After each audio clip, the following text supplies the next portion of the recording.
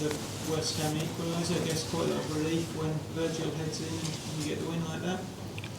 I'll put the word "quite" out of this sentence. It was a big relief.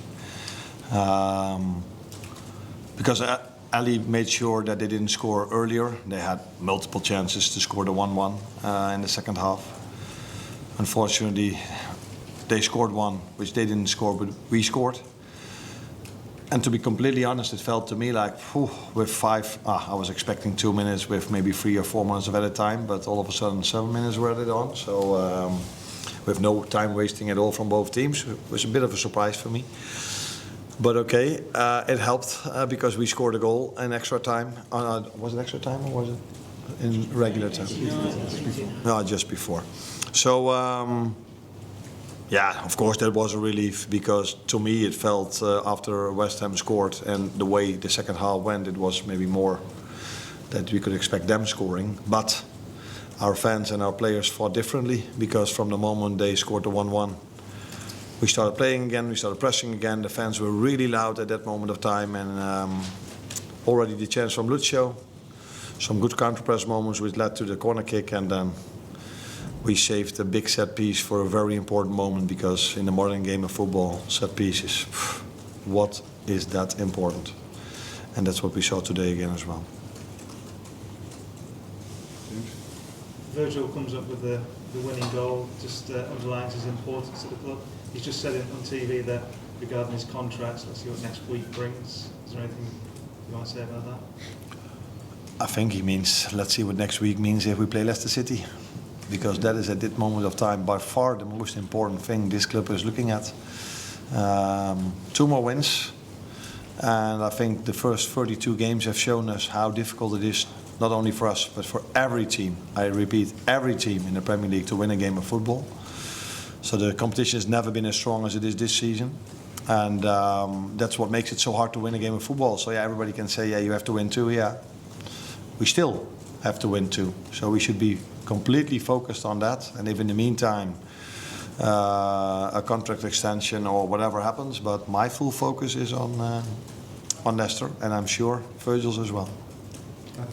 Speak about something being important to Alisson earlier on. Virgil obviously gets the goal. Mo has the sort of the moment of magic, I guess, that sets up your first goal. I mean, how important is it, you know, these players who've been around, their experience to sort of over the next few weeks really help get over the line? Yeah, very important.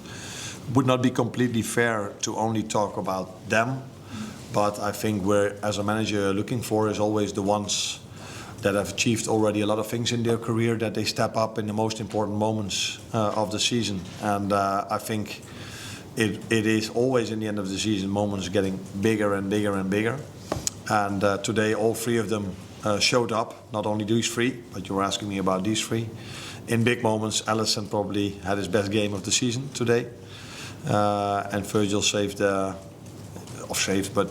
scored the header that got us 3 points. And Mo was again very important in the first goal because and he was really lively also the first half. So I saw the Mo Salah again from most parts of the season. Chris? What do you think happened in the second half when you see the team up front really pushing together to just something back and trying to hold? First thing that doesn't happen, but is that they also have players, and that's what makes the Premier League so strong this season. I think there are 16 or 17 in the league, but I can name 1 or 2 players that could have easily played with us today as well, in terms of quality. So that is where the Premier League is about, and they use them more and more in the second half. These 2 quality players, and they have more, but I think Paqueta and Kudus were outstanding today, especially the second half. And maybe because we were 1-0 up and we conceded 1 or 2 chances, it led to a situation where we were a bit too afraid or didn't press hard enough anymore. It's them taking more and more risk, bringing a lot of players into the midfield, and they still had their threat in Dean runs with Bissaka, Bowen, and all the others. So yeah, it was a bit of both, but definitely credits to West Ham as well. But you don't only see this here. I see this every game that I watch. I don't watch every game of the Premier League, but the ones I do. I thought yesterday after 20 minutes, Crystal Palace is in a good place. And they could have scored 3-2, which was fractionally offside, and they lost 5-2. So these are the margins there are in the Premier League. which makes it such a hard league to play in, but also why it's so popular. Oh, can I just ask about Darwin Nunez? Is he injured, or what's the reason for him not being involved today? No, he went in yesterday because he didn't feel well, so he went in. So that's why he couldn't be in the team today. Well, Anna, yesterday you officially qualified for next season's Champions League, which is what the club were always looking for. Was that, when you came in, was that the main aim of the owners, is that you said get us into the Champions League just because how important it is? Do you feel like this is an overachievement in your first season? I think it's the main aim for the club because they've experienced 2 years ago how much of an impact it is if you are not a part of the Premier League, Champions League, sorry. So yes, indeed, the main aim and what they told me is, look at the players, give your opinion about it, so we can go into this project in the second and the first year, but do qualify for the Champions League. And we all know that even the team that is at 16 at the moment has very good players, but the top 8 is, all of them have incredible players. So it's getting more difficult and more difficult to qualify for the Champions League. So, but to be honest, if you would have asked this question to me in the beginning of the season, I would say, oh, nice. But yesterday it wasn't I opened a bottle of wine because we qualified for the Champions League. We have now, of course, a bigger aim than only qualifying for the Champions League. Arne, you mentioned obviously the reaction from the fans after West Ham equalised.